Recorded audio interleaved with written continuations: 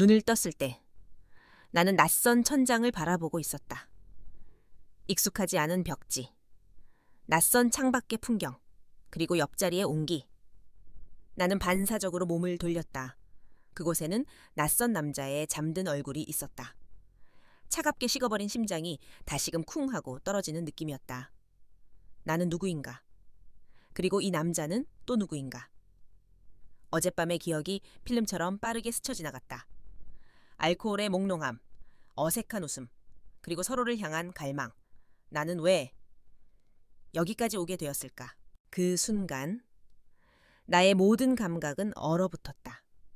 공포, 후회, 그리고 설명할 수 없는 공허함. 이 모든 것이 한꺼번에 밀려와 나를 집어삼켰다.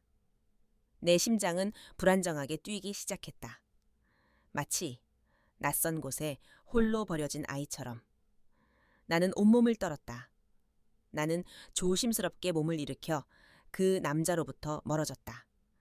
옷가지들을 주워 입는 손은 미세하게 떨리고 있었다. 거울 속의 나는 내가 아니었다. 흐트러진 머리카락, 붉게 충혈된 눈, 그리고 텅 빈 눈동자. 이 모든 것이 내가 저지른 끔찍한 실수를 말해주고 있었다. 이 모든 것이 단 한순간의 충동, 단 한순간의 외로움 때문이었을까. 나는 민서, 42살이다. 누군가에게는 완벽해 보이는 삶을 살고 있는 여자. 번듯한 대기업 부장인 남편. 그리고 대학생이 된 아들과 고등학생 딸. 나는 집 근처에서 작은 꽃집을 운영하고 있다. 아침 일찍 가게 문을 열고 늦은 저녁에 문을 닫는 반복적인 일상. 겉으로는 평화롭고 안정되어 보이는 삶이지만 사실 나의 내면은 이미 텅 비어버린 지 오래였다. 남편과의 결혼 생활은 15년째 이어지고 있었다. 하지만 우리의 결혼은 이미 오래전에 끝난 것이나 다름없었다. 남편은 훌륭한 가장이었다. 매달 꼬박꼬박 생활비를 보내왔고 아이들의 교육에도 아낌없이 투자했다. 사회적으로 존경받는 사람이었고 모두가 부러워하는 사람이었다. 하지만 그에게 나는 그저 그의 삶을 완성시켜주는 하나의 소품에 지나지 않았다. 우리는 한 집에서 살고 있었지만 서로 다른 섬에 고립된 사람들처럼 살고 있었다. 그는 항상 바빴다. 이른 아침에 나가서 늦은 밤에 들어왔다. 우리의 대화는 형식적인 것들 뿐이었다. 밥은 먹었어. 오늘 하루는 어땠어? 애들은 잘 있어. 그의 눈빛에는 따뜻함이나 애정 대신 일에 대한 피로와 무관심만이 가득했다. 때로는 그의 옷깃에서 희미하게 풍겨오는 낯선 향수 냄새를 맡을 때도 있었다. 나는 모르는 척했다. 애써 외면했다.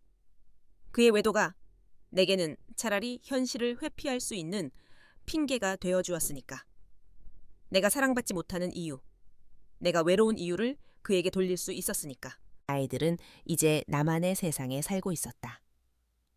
아들은 타지에서 대학 생활을 하느라 집을 비운 지 오래였고 딸은 밤늦게까지 학원에 매달려 있었다.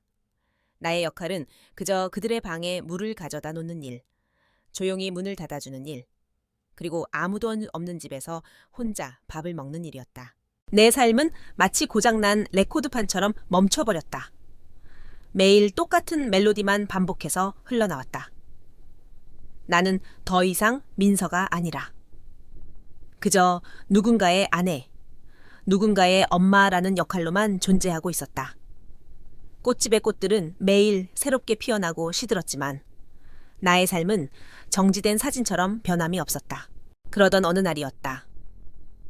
오랫동안 텅 비어있던 내 마음속에 낯선 감정 하나가 조용히 스며들기 시작했다. 그것은 작은 물방울이었지만 이내에 잔잔한 파동을 일으키며 내 마음 전체를 흔들었다. 그리고 그 감정의 파동이 나를 이 낯선 곳으로 이끌었다. 나는 허망하게 웃었다. 아름답게 포장된 삶 뒤에 숨겨진 추악한 진실. 나는 이제 완벽한 거짓말쟁이가 되어버렸다.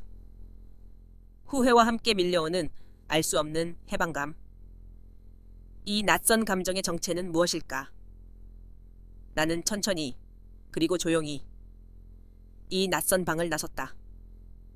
밖은 여전히 어둠에 잠겨 있었고 나를 둘러싼 세상은 마치 아무 일도 없었던 것처럼 조용했다. 하지만 나의 세상은 이미 완전히 무너져 내리고 있었다. 나의 일상은 톱니바퀴처럼 규칙적으로 돌아갔다. 오전 7시. 알람 소리에 맞춰 눈을 뜨고 남편의 목까지 아침 식사를 준비한다.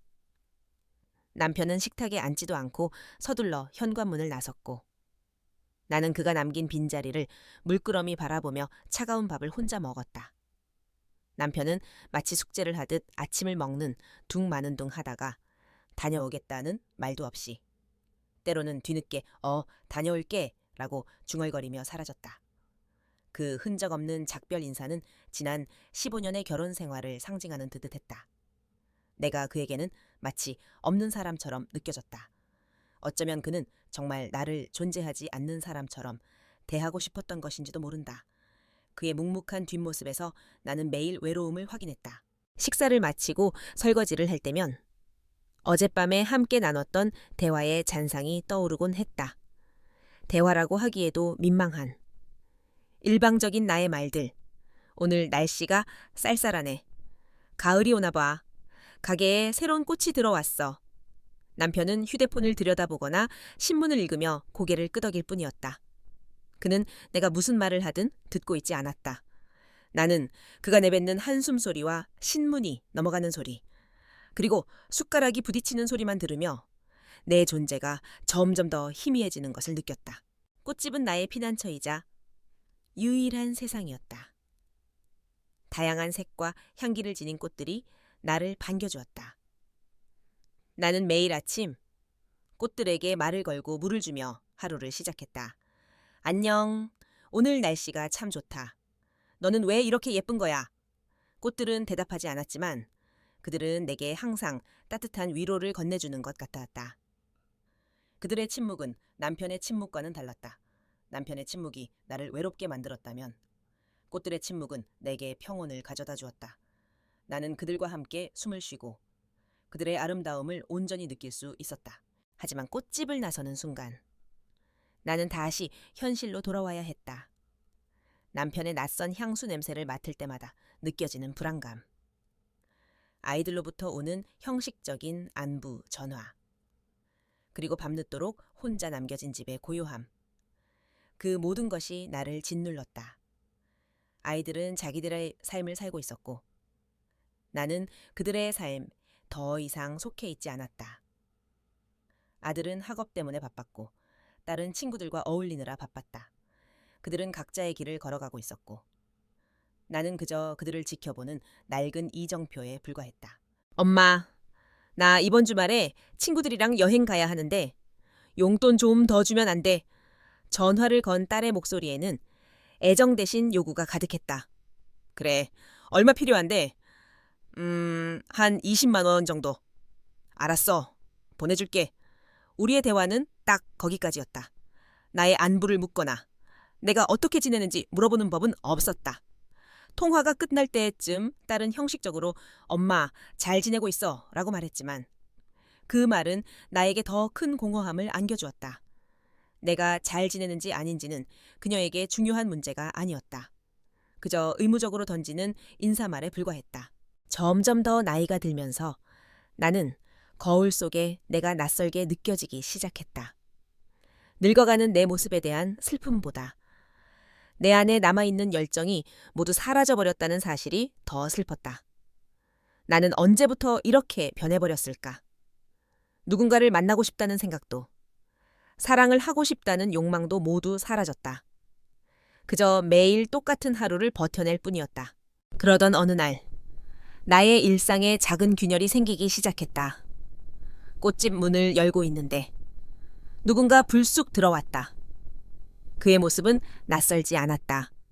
매주 토요일 오후 그는 늘 똑같은 시간에 꽃집에 들러 흰색 국화 한 송이를 사갔다.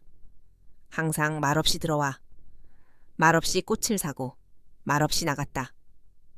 나는 그의 뒤를 향해 좋은 하루 되세요 라고 인사했지만 그는 한 번도 돌아보지 않았다. 그의 이름은 준호였다. 그는 45살의 남자였다. 그는 언제나 조용하고 신중했으며 그의 눈빛은 왠지 모르게 슬픔을 담고 있었다. 나는 그가 어떤 사람인지, 왜 매주 흰 국화만을 사가는지 알 수 없었다. 하지만 나는 그의 고요함 속에서 나 자신의 외로움을 보았고 그의 눈빛 속에서 나 자신의 슬픔을 읽었다. 나는 그가 나의 삶에 들어올 것이라는 것을 직감적으로 느낄 수 있었다. 그리고 그것이 나를 절망의 나락으로 이끌 것이라는 것도.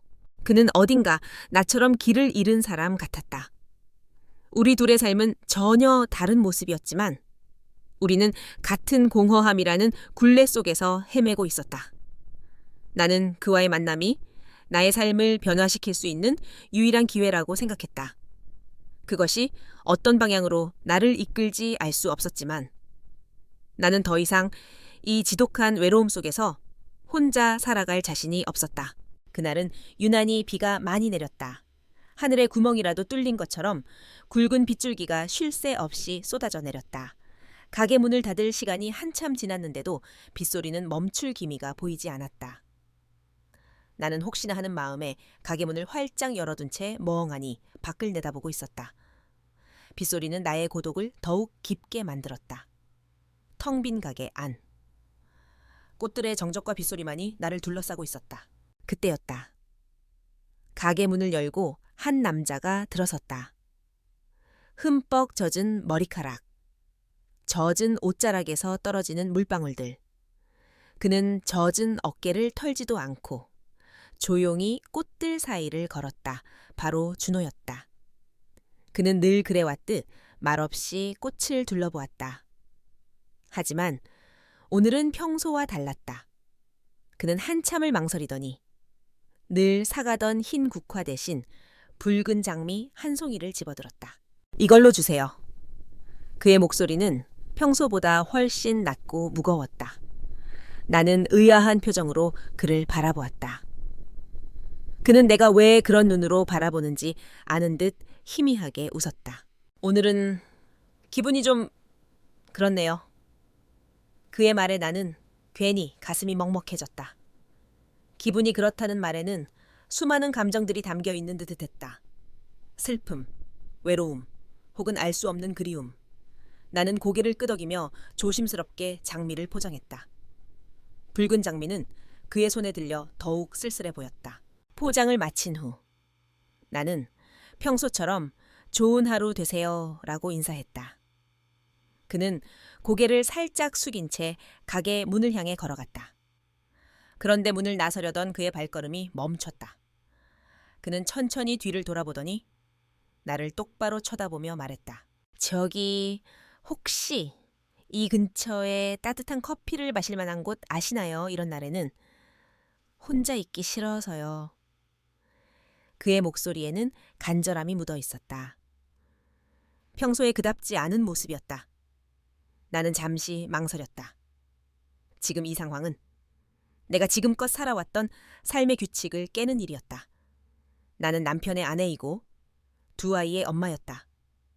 이런 상황에서 낯선 남자와 함께 커피를 마신다는 것은 상상조차 해본 적 없었다. 하지만 그의 눈빛은 나를 놓아주지 않았다. 그의 눈빛에는 나와 같은 외로움, 같은 쓸쓸함이 담겨 있었다. 나는 그의 눈에서 나 자신의 모습을 보았다. 외면하고 싶었지만 외면할 수 없었다. 나는 무언가에 홀린 듯 고개를 끄덕였다. 네, 제가 아는 곳이 있어요. 바로 근처예요. 내 말에 그의 얼굴에 희미한 미소가 번졌다. 그 미소는 마치 어둠 속에서 피어난 한 줄기 빛과 같았다. 우리는 나란히 우산을 쓰고 걸었다. 빗소리는 여전히 거셌지만 나는 더 이상 혼자라는 느낌이 들지 않았다. 우리의 어깨는 서로에게 닿을 듯 말 듯 가까웠다. 나는 이 순간이 영원히 멈추기를 바랐다. 카페에 앉아 따뜻한 커피를 마시며 우리는 많은 이야기를 나누었다. 그는 아내와 사별한 지 3년이 되었다고 했다. 아내를 잃은 후의 공허함과 슬픔, 그리고 홀로 남겨진 고독에 대해 이야기했다. 그가 매주 흰 국화를 사간 이유도 아내가 가장 좋아했던 꽃이었기 때문이라고 했다. 나는 그의 이야기에 공감하며 눈물을 훔쳤다. 그의 슬픔은 나의 슬픔과 다르지 않았다. 우리는 서로의 아픔을 보듬어 주었다. 나도 나의 이야기를 털어놓았다. 남편과의 관계, 아이들과의 거리, 그리고 내가 느끼는 끝없는 외로움에 대해 그는 묵묵히 나의 이야기를 들어주었다. 그의 눈빛은 따뜻했고 그의 침묵은 위로가 되었다. 그와의 대화는 마치 오랫동안 닫혀있던 창문을 활짝 여는 것 같았다. 나는 숨을 쉴 수 있었다. 내가 다시 살아있다는 것을 느낄 수 있었다. 우리는 그렇게 2시간이 넘게 이야기를 나누었다. 빗소리는 어느새 잦아들었고 창밖의 세상은 다시 고요해졌다. 우리는 마치 오랫동안 잃어버렸던 친구처럼 편안함을 느꼈다. 여기 민서 씨, 오늘 정말 고마워요. 오랜만에 이렇게 편하게 이야기해 본 것 같아요. 그의 말에 나는 괜스레 가슴이 뛰었다. 민서 씨라는 그의 부름이 낯설면서도 한편으로는 몹시 따뜻하게 느껴졌다. 재호도 고마워요. 준호 씨 덕분에 저도 오랜만에 즐거웠어요. 우리는 서로에게 인사를 하고 헤어졌다. 나는 집으로 돌아가는 길에 내내 그의 얼굴을 떠올렸다. 그의 슬픔이 담긴 눈빛, 그리고 따뜻한 미소. 나는 이 만남이 단순한 우연이 아니라는 것을 직감했다. 그리고 이 만남이 나의 삶을 송두리째 흔들어 놓을 것이라는 것도. 빗물이 젖은 길 위로 나의 심장이 불안하게 쿵쿵거렸다. 그날 이후 준호와 나는 서로의 삶에 조금씩 스며들었다. 처음에는 가끔씩 꽃집에 들러 커피 한 잔을 마시며 이야기를 나누는 정도였다. 그는 더 이상 흰 국화만을 사가지 않았다. 때로는 노란 튤립을, 때로는 분홍색 프리지아를 사갔다. 그의 집에 점점 더 많은 색깔의 꽃이 채워지는 것처럼 나의 마음에도 새로운 색깔들이 물들기 시작했다. 남편과 아이들에게는 꽃집 단골 손님이라고 설명했다. 그들은 크게 신경 쓰지 않았다. 남편은 손님 관리를 잘해야지 라고 짧게 말했고 아이들은 그저 고개를 끄덕일 뿐이었다. 그들의 무관심은 내게 죄책감 대신 자유를 주었다. 나는 마음 편히 준호와 만날 수 있었다.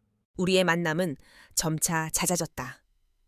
카페에서 벗어나 함께 공원을 산책하기도 하고 조용한 식당에서 저녁을 함께 먹기도 했다.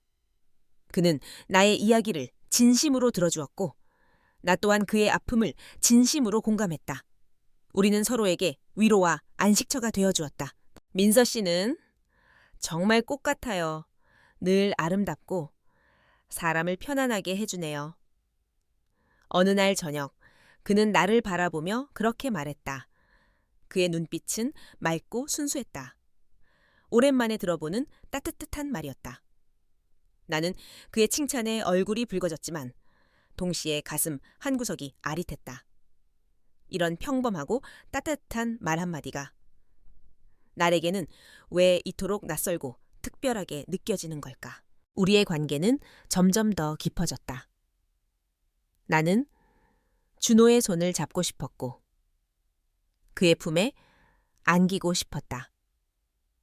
그의 따뜻한 온기가 나를 감싸주기를 바랐다. 나의 이런 감정은 죄책감과 뒤섞여 나를 괴롭혔다. 나는 남편의 아내였다. 2아이의 엄마였다. 이런 감정을 느끼는 것 자체가 나에게는 커다란 죄악이었다.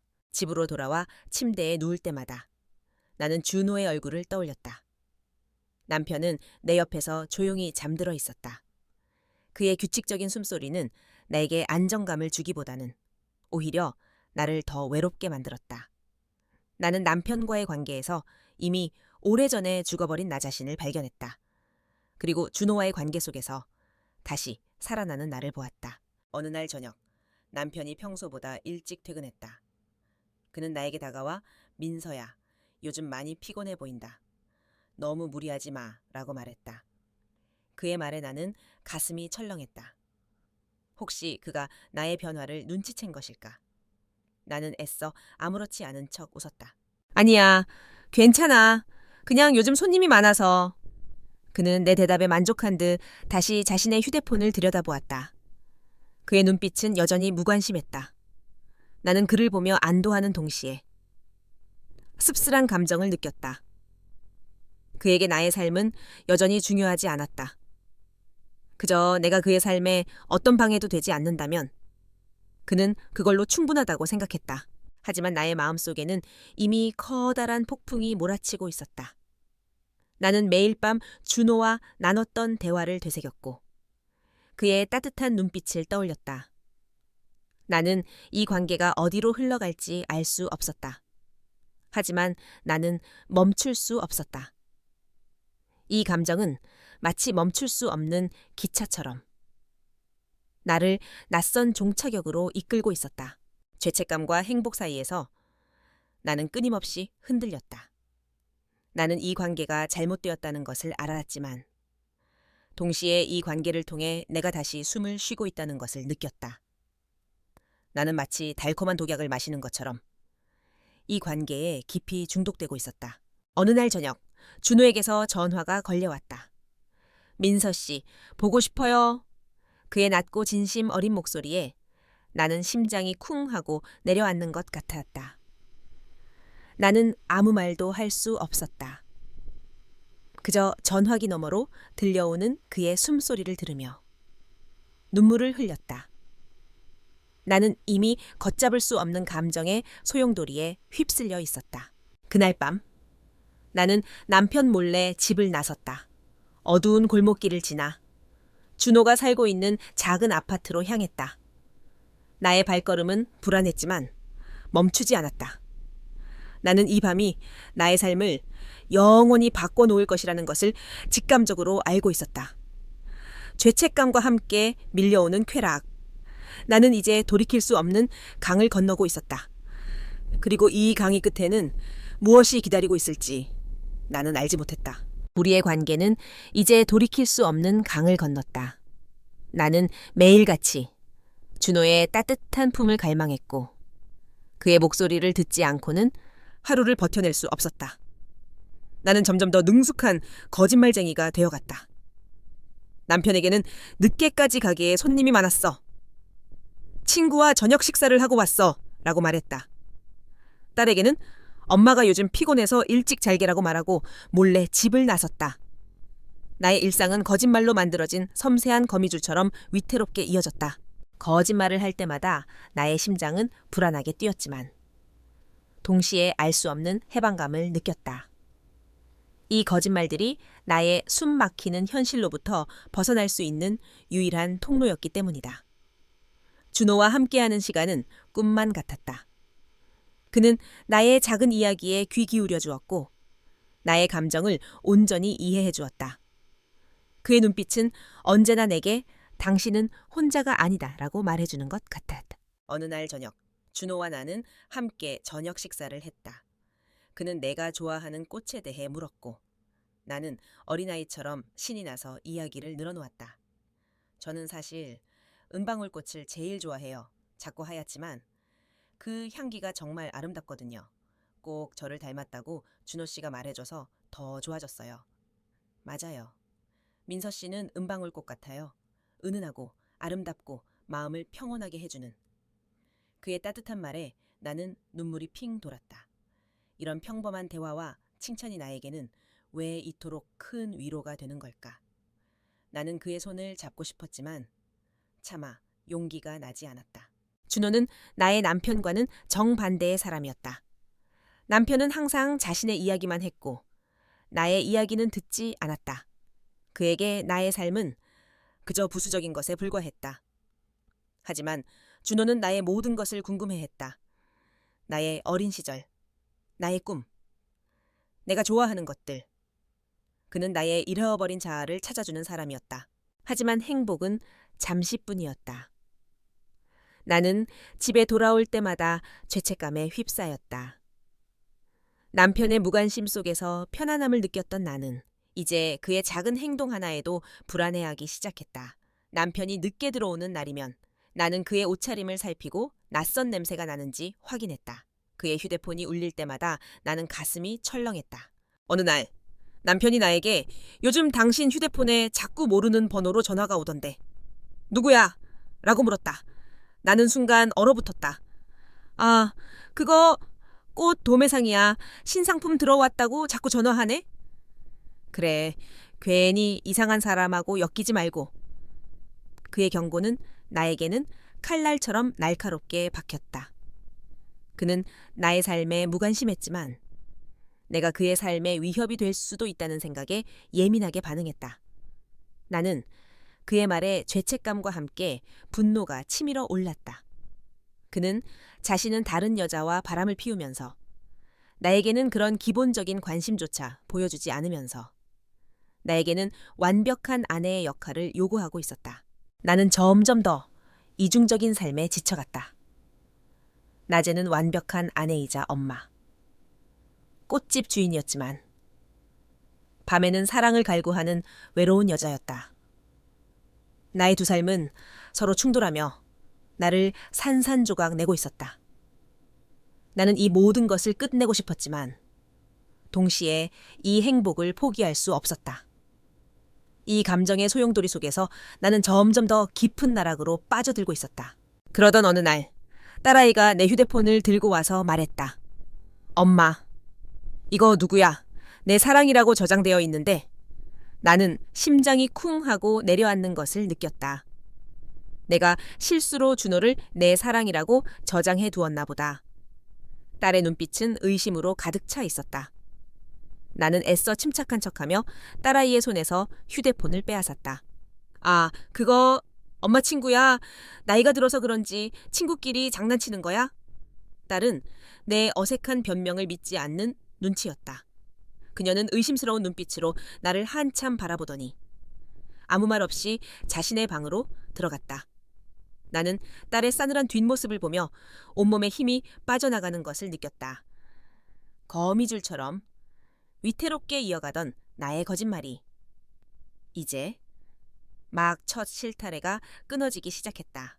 딸의 싸늘한 눈빛은 나의 심장을 찌르는 칼날 같았다. 나는 애써 아무렇지 않은 척 딸의 방문을 두드렸지만 돌아오는 것은 싸늘한 침묵뿐이었다. 그날 밤 나는 한숨도 자지 못했다. 준호에게서는 계속해서 전화가 걸려왔지만 나는 받을 수 없었다. 내 휴대폰은 손안에서 뜨겁게 달아올랐지만 나는 마치 폭탄이라도 되는 양 그것을 멀리 밀쳐냈다. 다음 날 아침 남편은 평소처럼 무심하게 출근했다. 하지만 그의 눈빛에는 미세한 변화가 있었다. 나를 바라보는 그의 시선은 평소와 달리 무언가를 꿰뚫어 보려는 듯 날카로웠다. 그는 밥을 먹는 내내 휴대폰을 손에서 놓지 않았다. 나는 불안감에 휩싸여 밥알이 목으로 넘어가지 않았다. 밥그릇 안의 밥은 마치 돌덩이처럼 딱딱하게 느껴졌다. 남편이 출근한 후 나는 곧바로 준호에게 전화를 걸었다. 그의 목소리를 듣자마자 눈물이 쏟아져 내렸다. 준호 씨, 나 이제 안 되겠어요. 우리 그만 만나요. 민서 씨, 갑자기 무슨 소리예요? 무슨 일 있어요? 나는 딸아이의 이야기와 남편의 변화된 태도에 대해 이야기했다. 준호는 침착하게 나의 이야기를 들어주었다. 민서 씨, 진정해요. 우리 잠시 만나는 걸 멈추고 서로 시간을 가져요. 하지만 우리의 감정은 거짓이 아니잖아요. 그의 말에 나는 더 큰 혼란에 빠졌다. 거짓이 아니었다. 준호와의 감정은 나에게 유일한 진실이었다. 하지만 이 진실이 나의 모든 것을 파괴하고 있었다. 나는 그의 따뜻한 위로에 기대고 싶었지만 더 이상 그의 품으로 달려갈 용기가 나지 않았다. 나는 이중적인 삶의 무게에 짓눌려 숨조차 쉴 수 없었다.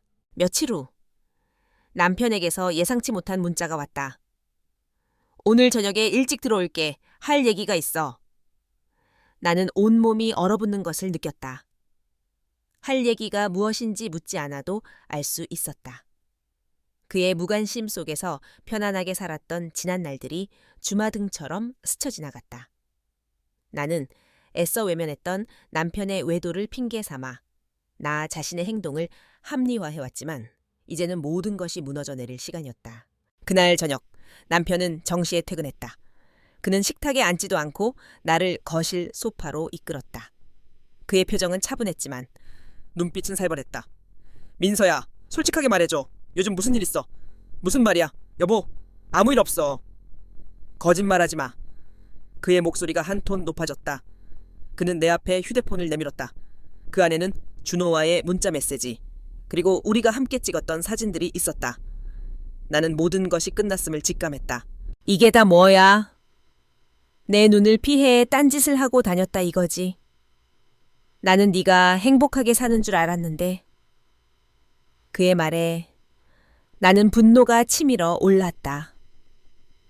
당신이야말로 행복하게 살았어? 당신은 나에게 관심조차 없었잖아.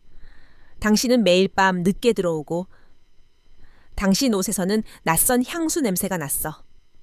나는 당신의 그림자처럼 살았어. 나의 외침에 남편은 차가운 미소를 지었다. 그래서 그게 나를 배신할 이유가 돼. 내가 당신에게 무관심했던 것은 인정해. 하지만 당신이 날 배신했다는 사실은 변하지 않아. 이건 용서받을 수 없는 일이야. 그의 차가운 말에 나는 더 이상 아무 말도 할 수 없었다. 그의 논리 앞에 나의 모든 변명은 무의미했다. 그는 내게 책임을 전가하며 자신의 외도는 교묘하게 감추려 했다. 나는 그의 이중성과 이기심에 치를 떨었지만 동시에 내가 저지른 실수가 너무나도 컸다는 것을 인정하지 않을 수 없었다. 그날 밤 우리 집은 전쟁터가 되었다. 우리는 서로에게 상처 주는 말을 쏟아냈고 아이들은 방문을 잠근 채 방에서 나오지 않았다. 나는 모든 것을 잃었다. 남편의 신뢰, 아이들의 존경, 그리고 준호와의 사랑. 나의 삶은 산산조각이 났다. 그리고 이 모든 것이 나의 선택으로 시작되었다는 사실이 나를 더욱 괴롭게 했다. 남편의 손에 들린 휴대폰 화면은 나의 거짓된 삶이 얼마나 허술했는지를 적나라하게 보여주고 있었다. 그의 눈빛은 뱀처럼 차가웠고 나는 그 앞에서 한없이 작아졌다. 남편은 분노에 가득 찬 목소리로 모든 것을 쏟아냈다. 당신이 나를 배신했어.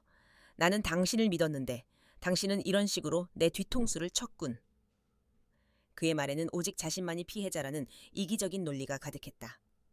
그의 외도는 마치 존재하지 않는 것처럼, 오직 나의 잘못만이 세상의 전부인 것처럼 그는 나를 몰아세웠다. 나는 억울함에 치를 떨었다. 당신이야말로 내게 관심이나 있었어. 나는 이 집에서 혼자였어. 당신은 내가 뭘 하는지, 어떤 기분인지 단 한 번도 물어본 적이 없잖아. 나의 울분에 찬 외침은 공허한 메아리가 되어 돌아왔다. 남편은 내 말을 가로막으며 차갑게 말했다. 그게 무슨 상관이야? 당신이 혼자였든 아니든 당신이 저지른 잘못은 변하지 않아. 이건 용서받을 수 없는 일이야. 아이들에게도 당신의 추악한 진실을 알릴 거야. 나는 남편의 협박에 온몸이 떨렸다. 아이들에게까지 이 사실을 알린다면 나는 정말 모든 것을 잃게 될 것이다. 남편은 마치 승리자처럼 비웃으며 휴대폰을 들고 딸아이의 방으로 향했다. 나는 절망적인 표정으로 그를 막으려 했지만 그는 나를 뿌리치고 딸의 방문을 열었다. 지민아, 아빠가 너에게 보여줄 게 있어. 딸의 방문이 굳게 닫혔다. 나는 문 밖에서 불안하게 서성였다. 방 안에서 들려오는 남편의 격양된 목소리, 그리고 곧이어 들려오는 딸아이의 울음소리. 그 울음소리는 나의 심장을 찢어놓는 것 같았다. 나의 딸이 나의 거짓말로 인해 상처받고 있었다. 나는 방문에 기대어 주저앉았다. 나의 잘못으로 인해 나의 가족이 무너지고 있었다. 얼마 후 방문이 열리고 딸이 뛰쳐나왔다. 그녀의 눈은 빨갛게 충혈되어 있었고 눈물 범벅인 얼굴에는 분노와 실망이 가득했다. 그녀는 나를 똑바로 쳐다보며 소리쳤다. 엄마, 어떻게 이럴 수 있어? 엄마가 우리를 배신했어. 딸의 목소리는 떨렸지만 그 안에 담긴 실망감은 너무나도 선명했다. 나는 아무 말도 할 수 없었다. 나는 그저 딸의 실망스러운 눈빛을 마주할 뿐이었다. 딸은 나를 외면한 채 자신의 방으로 뛰어 들어갔고 방문은 다시 굳게 닫혔다. 그 문은 마치 나와 아이들 사이의 영원한 장벽처럼 느껴졌다. 나는 절망에 빠져 울고 또 울었다. 남편은 그 모든 상황을 조용히 지켜보고 있었다. 그의 눈에는 동정심 대신 냉소적인 승리감만이 가득했다. 이제 알겠지. 당신이 무슨 짓을 했는지. 남편의 차가운 목소리가 나의 귓가를 때렸다.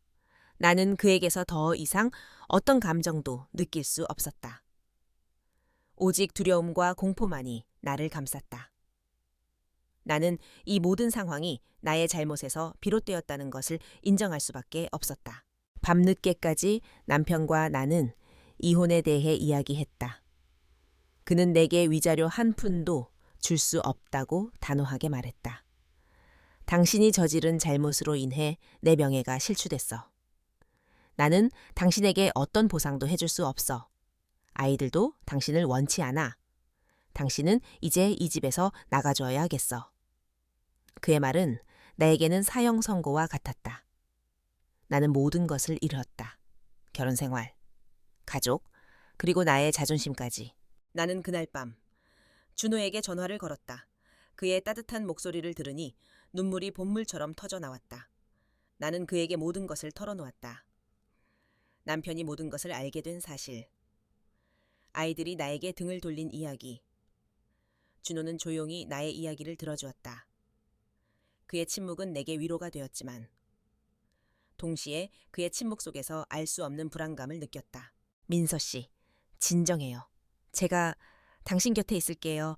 하지만 그의 말꼬리가 흐려졌다. 나는 그의 불안한 마음을 읽을 수 있었다.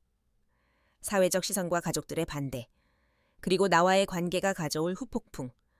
그는 나를 사랑했지만 그 또한 모든 것을 감당할 용기가 없는 사람이었다. 나의 불행은 나의 것이었다. 그 누구도 나의 불행을 대신해 줄 수 없었다. 나는 그날 밤 준호와의 관계 또한 끝났음을 직감했다. 나는 혼자였다. 영원히 혼자였다. 결국 나의 삶은 산산조각이 났다. 남편과의 이혼은 일사천리로 진행되었다. 그는 나에게 위자료는커녕 결혼 기간 동안 모았던 재산마저도 한 푼도 줄 수 없다고 못 박았다. 당신의 명예 실추로 인해 내가 입은 정신적, 사회적 피해가 더 커. 나는 당신에게 어떤 보상도 할 수 없어. 그의 말은 차가운 칼날이 되어 나의 심장을 갈기갈기 찢어놓았다. 나는 아무런 반박도 할 수 없었다. 모든 것이 내가 저지른 잘못의 결과였으니까. 나는 정들었던 집에서 쫓겨나듯 나와야 했다. 나의 손에는 달랑 작은 가방 하나와 몇 년 동안 운영해오던 꽃집의 권리금이 전부였다. 나는 그 돈으로 작은 오피스텔을 얻었다. 창문 하나가 겨우 있는 좁은 공간. 텅 빈 방 안에서 나는 이제 혼자가 되었다. 나의 삶은 처음부터 다시 시작하는 것처럼 느껴졌지만 사실은 모든 것을 잃고 끝을 향해 가고 있었다. 남편과 이혼하고 아이들과도 연락이 끊겼다. 나는 딸에게 몇 번이고 전화를 걸고 문자를 보냈지만 돌아오는 것은 싸늘한 침묵뿐이었다. 그녀는 더 이상 나의 엄마가 아니었다. 나는 그녀의 삶에서 완전히 지워진 존재였다. 아들에게서도 마찬가지였다. 엄마, 저도 엄마를 이해하려고 노력했지만 너무 힘드네요. 당분간은 연락하지 말아주세요. 아들의 차가운 문자는 내게 깊은 절망을 안겨주었다. 내가 운영하던 꽃집도 결국 문을 닫아야 했다. 단골 손님들이 나에게 사장님, 요즘 왜 이렇게 표정이 안 좋으세요? 라고 물을 때마다 나는 애써 웃으며 그냥 좀 피곤해서요 라고 대답했다. 하지만 나의 속마음은 이미 만신창이었다. 결국 나는 꽃집을 팔고 그 돈으로 겨우 생활을 이어나갔다. 꽃을 가꾸며 위안을 받던 나의 유일한 안식처마저도 사라져버린 것이다. 준호와의 관계도 끝이 났다. 그는 내게 민서 씨, 저는 당신을 사랑하지만 지금은 당신 곁에 있을 수가 없어요. 저의 삶 또한 복잡해졌어요. 우리 서로에게 시간을 줘요. 라고 말했다. 나는 그의 마음을 이해했다. 그는 나와 함께 감당해야 할 사회적 시선과 가족들의 반대를 두려워하고 있었다. 그의 진심은 내게 진정한 사랑이었지만 현실의 벽은 너무나도 높았다. 나는 그의 이기심을 탓할 수 없었다. 나 또한 같은 처지였으니까. 나는 그의 마지막 말에 아무런 대답도 하지 못하고 전화를 끊었다. 혼자 남겨진 오피스텔에서 나는 매일 밤 잠 못 이루고 뒤척였다. 나는 내가 왜 이 지경까지 오게 되었는지 끊임없이 자문했다. 남편의 외도 때문일까? 아이들의 무관심 때문일까? 아니면 나의 외로움 때문일까? 그 모든 것들이 원인이었지만 결국 나의 선택이 이 모든 비극을 초래했다는 것을 인정할 수밖에 없었다. 나는 준호와의 관계를 통해 잠시나마 행복을 찾으려 했지만 그 행복은 신기루처럼 사라져버렸다. 나는 거울 속의 나를 바라보았다. 늙고 지쳐버린 얼굴, 깊어진 눈가의 주름, 그리고 텅 비어버린 눈동자. 나는 더 이상 사랑받는 아내도, 존경받는 엄마도, 성공한 꽃집 사장도 아니었다. 나는 그저 혼자 남겨진 외로운 여자일 뿐이었다. 나의 삶은 공허함과 후회로 가득 찼다. 내가 찾으려 했던 구원은 결국 나를 더 깊은 절망의 나락으로 떨어뜨렸다. 작은 오피스텔 방 안. 나는 매일 밤 혼자였다. 거울 속의 나는 더 이상 내가 아니었다. 푸석해진 피부, 텅 빈 눈동자. 나는 거울 속의 낯선 여자에게 너는 누구니? 라고 물었다. 그녀는 대답하지 않았다. 그저 묵묵히 나를 응시할 뿐이었다. 나는 내가 누구였는지 잊어버린 것 같았다. 완벽한 아내, 존경받는 엄마, 그리고 사랑받는 여자. 이 모든 역할들이 허상이었던 것처럼 이제는 나라는 존재 자체가 사라져버린 듯했다. 매일 밤 나는 잠 못 이루고 뒤척였다. 천장을 바라보며 지난 날들을 떠올렸다. 남편과의 차갑던 관계, 아이들과의 형식적인 대화, 그리고 준호와의 행복했던 시간들. 준호와의 기억은 나에게 행복이자 동시에 고통이었다. 그의 따뜻한 눈빛, 그의 부드러운 목소리, 그의 다정한 손길. 그 모든 것들이 나를 살게 해주었지만 이제는 나를 더 깊은 절망의 구렁텅이로 몰아넣는 족쇄가 되었다. 나는 준호가 보고 싶었다. 그의 품에 안겨 위로받고 싶었다. 하지만 그에게 연락할 용기가 나지 않았다. 나는 그에게 상처만 준 사람이었다. 나 때문에 그 또한 복잡한 현실의 벽에 부딪혔을 것이다. 그는 나를 사랑했지만 나는 그의 삶에 파괴적인 존재였다. 나는 그를 놓아주는 것이 그를 위한 마지막 배려라고 생각했다. 이기적인 사랑의 끝은 결국 외로움이었다. 나는 딸에게, 아들에게 몇 번이고 전화를 걸고 문자를 보냈다. 용서를 구하고 싶었다. 내가 왜 그런 선택을 할 수밖에 없었는지, 나의 마음이 얼마나 외로웠는지 설명하고 싶었다. 하지만 돌아오는 것은 싸늘한 침묵뿐이었다. 어느 날은 용기를 내어 딸아이의 학교 앞에 찾아갔다. 멀리서 교문을 나서는 딸의 뒷모습을 보았다. 그녀는 친구들과 밝게 웃으며 이야기하고 있었다. 행복해 보였다. 나는 차마 그녀에게 다가가지 못하고 멀리서 그 모습을 지켜볼 수밖에 없었다. 내가 딸의 행복을 빼앗아갈까 두려웠다. 나의 존재가 그녀에게 또 다른 상처를 줄까봐. 나는 아들에게도 전화를 걸었다. 아들아, 엄마야, 잘 지내니? 네, 괜찮아요. 아들의 목소리는 차갑고 단호했다. 나는 그 목소리에서 나에 대한 깊은 실망과 분노를 읽을 수 있었다. 아들아, 엄마가 미안해. 엄마가 정말 잘못했어. 엄마, 이제 그만하세요. 엄마 때문에 아빠도 힘들어하고 저도 힘들어요. 제발 그냥 저희 없는 사람처럼 살아주세요. 아들의 마지막 말은 나에게는 사형 선고와 같았다. 나는 더 이상 그들의 삶에 속할 수 없었다. 나는 그들의 삶에서 완전히 지워진 존재였다. 나는 이제 나의 선택을 후회했다. 내가 조금 더 참고, 내가 조금 더 노력했더라면, 내가 나의 외로움을 혼자서 견뎌냈더라면 이 모든 불행이 시작되지 않았을지도 모른다. 남편의 외도를 핑계 삼아 나의 행동을 정당화하려 했던 나의 이기심에 나는 치를 떨었다. 나의 외로움이 나의 삶 전체를 붕괴시켰다는 사실에 나는 무너져 내렸다. 나는 혼자 남겨진 방 안에서 한 송이 시들어가는 꽃처럼 쓸쓸하게 살고 있었다. 나의 삶은 더 이상 아름다운 꽃들로 가득 차 있지 않았다. 오직 회색빛의 텅 빈 공간만이 나를 감싸고 있었다. 나는 나의 잘못으로 인해 모든 것을 잃었다. 그리고 이 모든 것을 잃은 채 나는 끝없는 외로움 속에서 나의 마지막을 맞이할 준비를 하고 있었다. 나의 삶은 완전히 정지했다. 시간은 흐르고 계절은 바뀌었지만 나의 세상은 회색빛 필름처럼 멈춰버렸다. 나는 작은 오피스텔 방 안에서 한 송이 시들어가는 꽃처럼 쓸쓸하게 살고 있었다. 창밖으로는 활기찬 세상이 펼쳐져 있었지만 나는 그 세상에 속해 있지 않았다. 나는 그저 창밖의 풍경을 바라보는 외로운 관찰자일 뿐이었다. 가끔은 문득 준호가 생각났다. 그의 따뜻한 눈빛, 그의 다정한 목소리, 그의 손길. 나는 그와의 추억들을 끄집어내어 조심스럽게 어루만졌다. 하지만 그 기억들은 나에게 위로가 되기보다는 오히려 내게 더 큰 고통을 안겨주었다.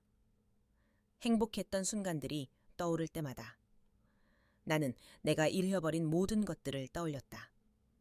남편과의 결혼 생활, 아이들과의 행복했던 시간들, 그리고 내가 한때 꿈꿨던 평온한 삶. 이 모든 것들이 나의 이기적인 선택으로 인해 사라져버린 것이다. 나는 나의 잘못을 뼈저리게 후회했다. 내가 조금만 더 인내했더라면, 내가 조금만 더 현명했더라면 이 모든 비극은 일어나지 않았을지도 모른다. 나는 나의 외로움을 핑계 삼아 나 자신의 잘못을 정당화하려 했지만 결국 나의 선택이 이 모든 것을 파괴했다는 사실을 인정할 수밖에 없었다. 내가 찾으려 했던 구원은 결국 나를 더 깊은 나락으로 떨어뜨렸다. 어느 날 저녁, 나는 거울 속에 나를 바라보며 조용히 웃었다. 늙고 지쳐버린 얼굴, 깊어진 눈가의 주름, 그리고 텅 비어버린 눈동자. 나는 더 이상 아름다운 꽃도, 사랑받는 아내도, 존경받는 엄마도 아니었다. 나는 그저 혼자 남겨진 외로운 여자일 뿐이었다. 나의 삶은 공허함과 후회로 가득 찼다. 내가 저지른 잘못의 대가는 너무나도 컸다. 나는 조용히 창가에 앉아 밖을 내다보았다. 앙상한 나뭇가지 위로 첫눈이 내리기 시작했다. 하얀 눈송이들이 세상을 덮어가는 모습은 아름다웠지만 나의 마음은 여전히 차갑고 공허했다. 나의 삶은 이 눈송이처럼 차갑게 식어버렸다. 나는 앞으로도 계속 이 외로움 속에서 살아가야 할 것이다. 이 끝없는 어둠 속에서 나는 나의 마지막을 맞이할 것이다. 나는 여전히 살아있지만 나의 영혼은 이미 오래전에 죽어버렸다.